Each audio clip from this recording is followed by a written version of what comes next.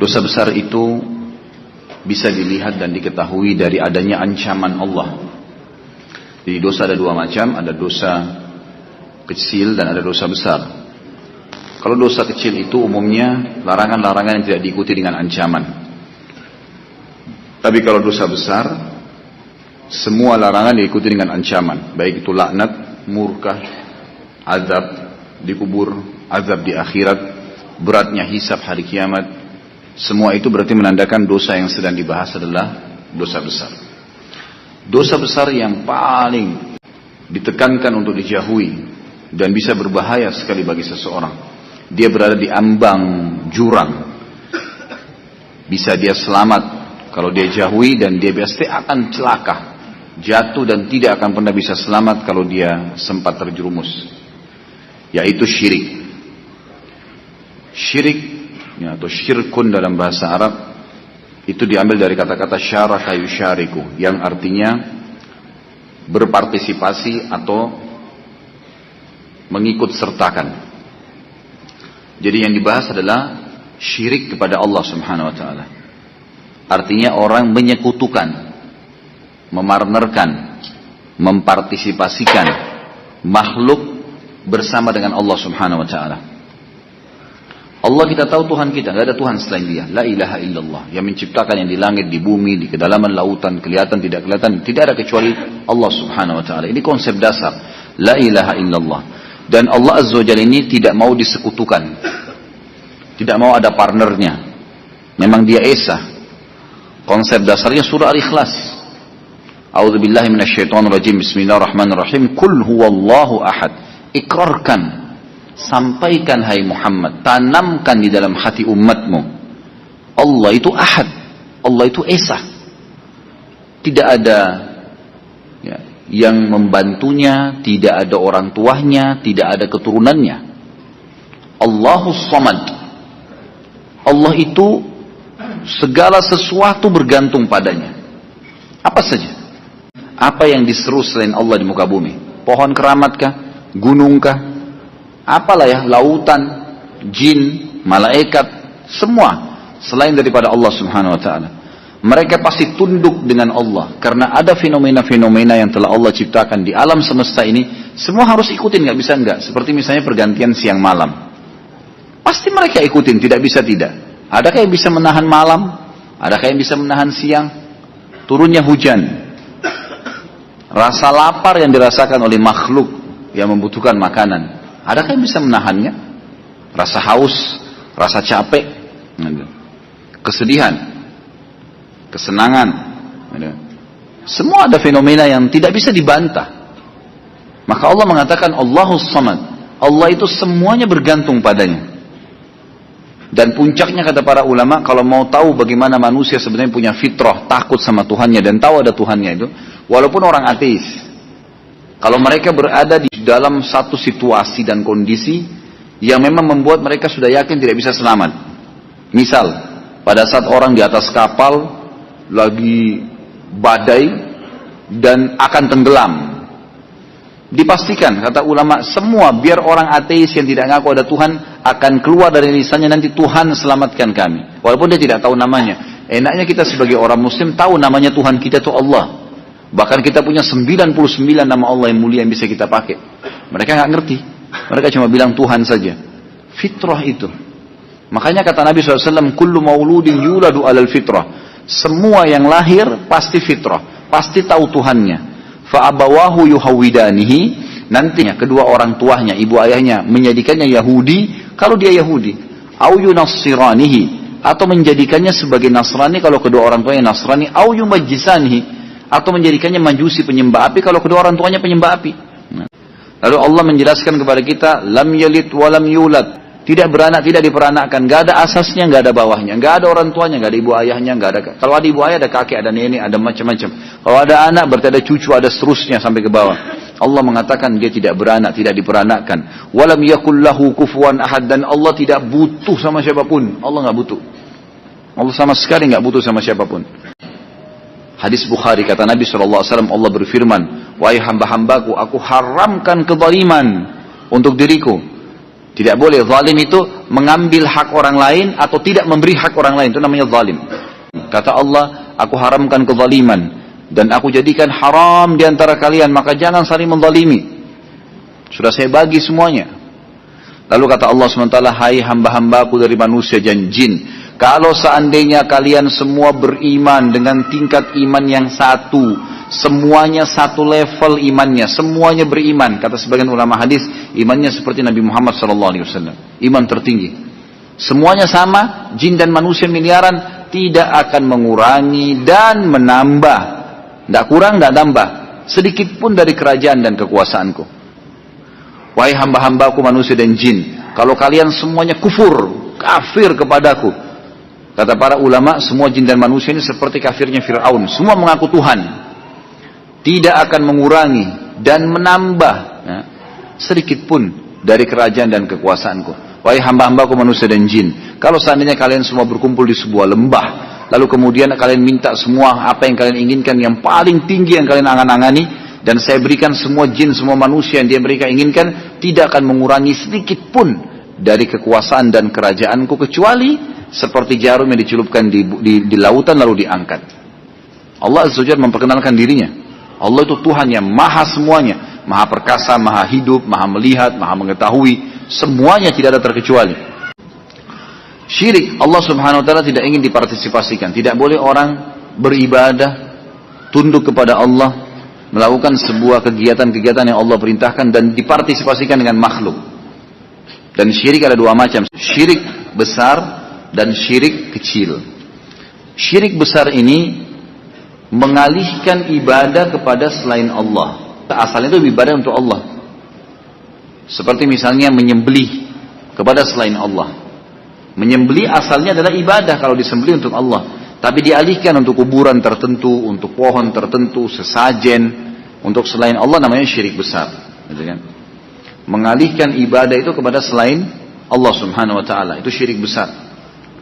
Meminta-minta, berdoa asalnya hukum, ibadah kepada Allah, tapi mintanya dialihkan bukan kepada Allah tapi kepada kuburan. Karena dianggap kuburan itu bisa memberikan mudarat dan manfaat. Nah, ini syirik besar namanya. Kalau syirik besar, konsekuensinya akan mengeluarkan pelakunya dari Islam.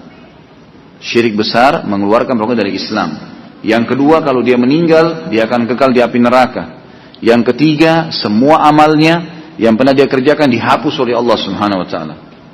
Jadi memang berbahaya sekali syirik besar ini. Berbahaya sekali syirik besar.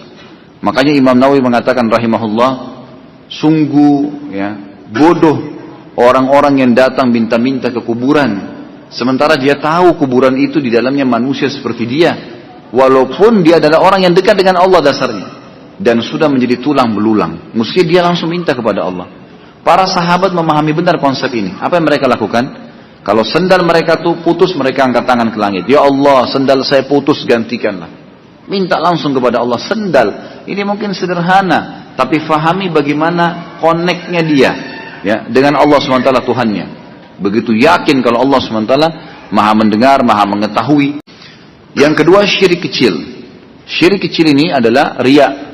Sebagaimana dalam hadis Bukhari dikatakan, yang paling saya khawatirkan dari kalian adalah syirik yang tersembunyi. Maka para sahabat mengatakan, apa itu syirik tersembunyi ya Rasulullah? Kata Nabi SAW, riya. Nah, kalau syirik besar tadi, dia alihkan 100% itu. Penyembelihannya tadi, ibadahnya, doanya untuk selain Allah. Tapi dia tahu itu ibadah untuk Allah sebenarnya. Kalau riya, syirik kecil, dia awalnya dimulai ibadah itu untuk Allah, tapi di tengah-tengahnya diikuti partisipasi.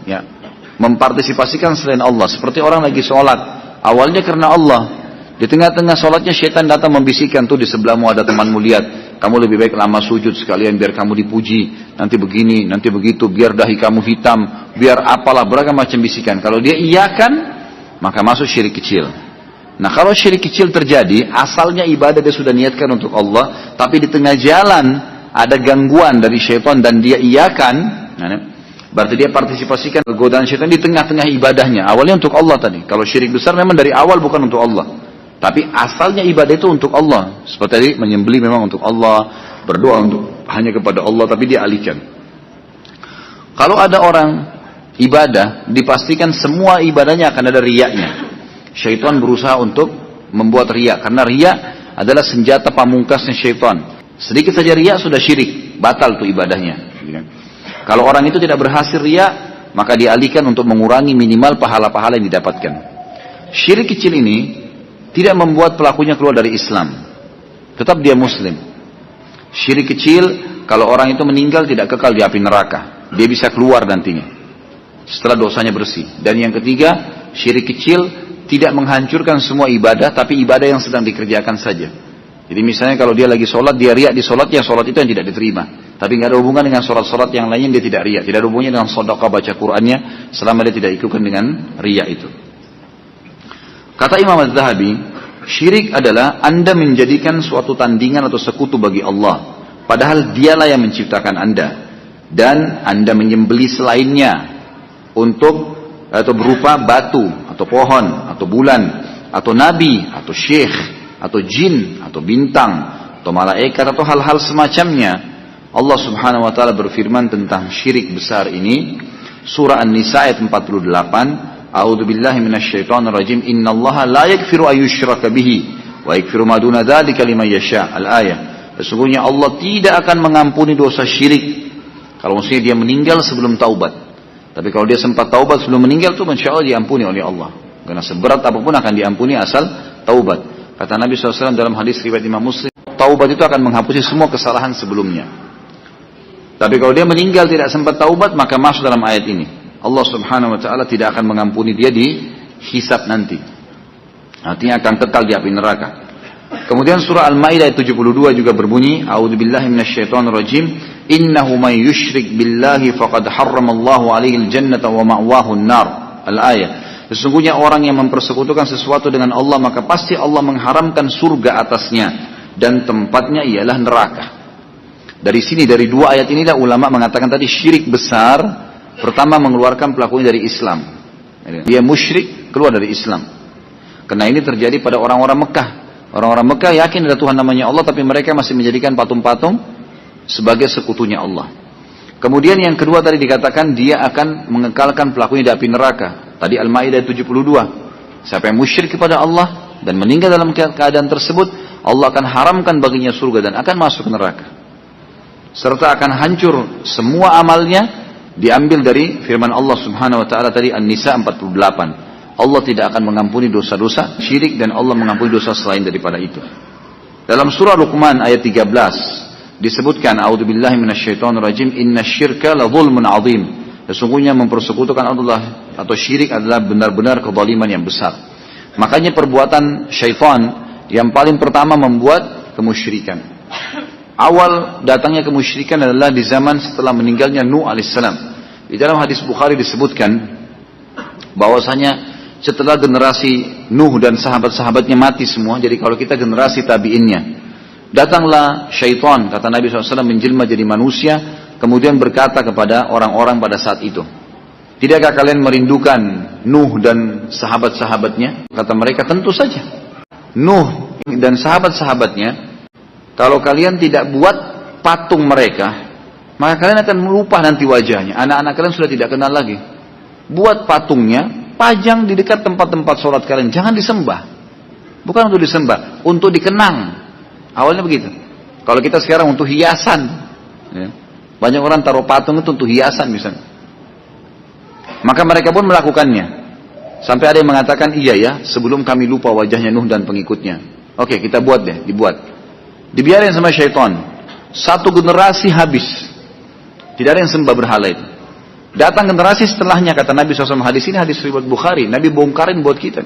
Kata Nabi SAW, setelah generasi ini habis, bayangkan syaitan sabarnya dalam merusakkan manusia. Habis generasi tersebut, datang generasi setelahnya, ya, maka syaitan pun datang mengatakan, dulu orang-orang tua kalian menjadikan patung-patung ini perantara dengan Allah. Bukan hanya sekedar dipajang, minta melalui mereka karena mereka orang soleh, Allah akan ijabah.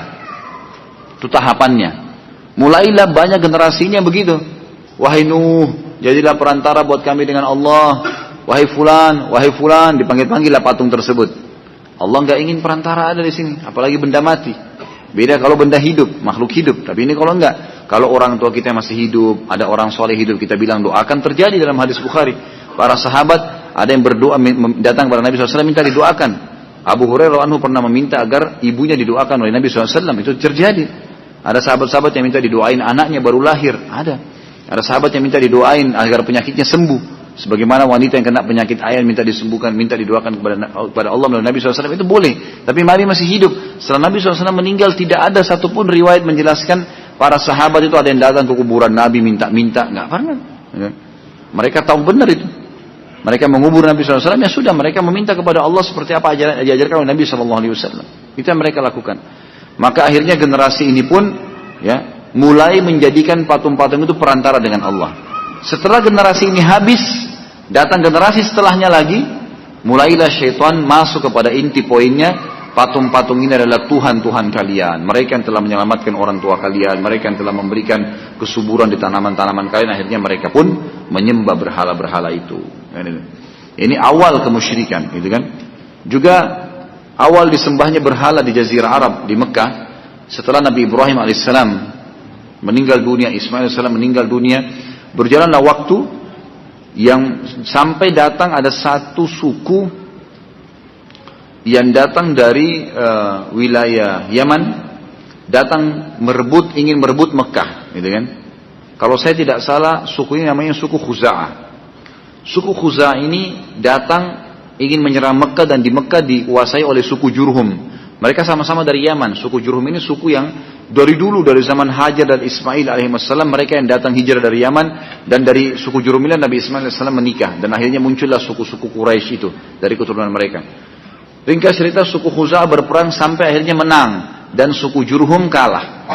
Akhirnya suku Jurhum menimbun air Zam-Zam, kemudian mereka akhirnya terkalahkan dan memimpinlah Khuza'ah di Mekah, tapi tanpa ada air Zam-Zam. Ringkas cerita adalah pada saat ya Khuza'ah masuk, ada salah satu pemimpin Khuza'ah, bukan yang awal ya, tapi yang datang setelah itu.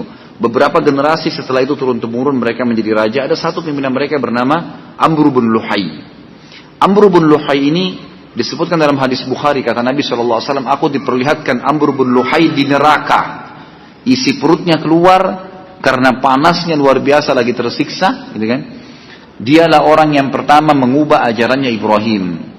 Jadi Amr bin Luhai ini tidak ngerti apa-apa. Waktu itu masyarakat Mekah masih mengikuti ajaran Nabi Ibrahim alaihissalam. Sampai datang orang ini nih.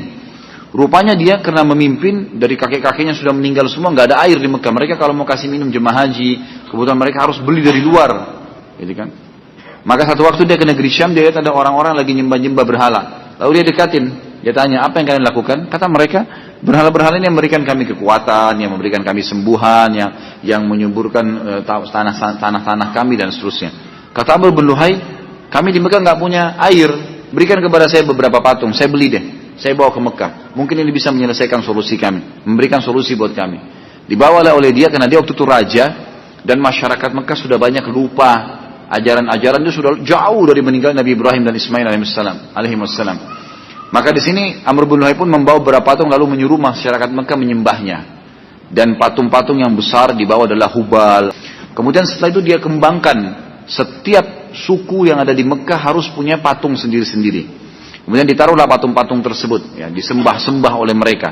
Sampai akhirnya satu Mekah semua menyembah. Dan yang paling unik dari patung yang mereka sembah adalah dua patung orang berzina, ya, yang ada di Mekah. Namanya Isaf dan Nailah, gitu kan.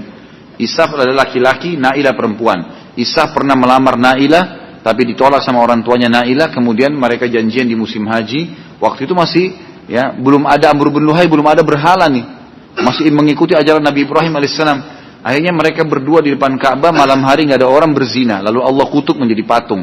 Nah, oleh masyarakat Mekah waktu itu belum ada patung, ya, ditaruhlah Isaf ini fisiknya seperti patung di Bukit Safa, ditaruhlah fisiknya Nailah di Bukit Marwah.